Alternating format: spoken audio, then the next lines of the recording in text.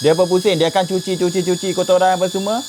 Korang yang nak basuh barang yang kecil-kecil tu kan, contoh macam saya nak basuh kopiah ni tau. Tapi takkanlah saya nak pakai mesin basuh yang besar tu. Nanti rugi dah current, air pun rugi sebab besar kan. Kalau kecil ni, pakai ini je sebab saya nak basuh kopiah je. Kalau saya masukkan, memang ngam-ngam.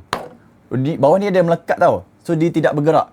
Sebab tu dia melekat tadi saya nak angkat. Nak basuh stokin, lepas tu korang nak basuh apa lagi yang kecil? Baju baby. Okey, kalau korang nak basuh, boleh letak air setakat ni je, separuh je. Lepas tu buang air ni kat sini. Di bawah ni. So kalau korang nak pakai, ni boleh panjangkan.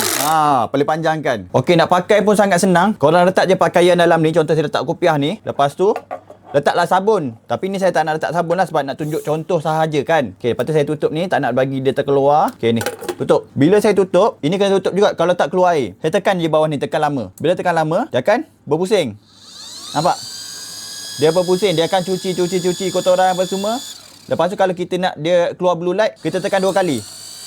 Lampu biru keluar. Lampu biru ni dia boleh bunuh-bunuh kuman. Sangat-sangat bagus. Korang yang nak basuh baju baby, lepas tu yang nak basuh kopiah, nak basuh stokin, tak nak membazirkan, nak basuh kecil, pakai ini je. Ini tak payah pakai wire tau. Ini boleh cas. Pakai Type C tau belakang bawah ni. Jadi kalau korang berminat, korang boleh dapatkan dekat Pek Kuning.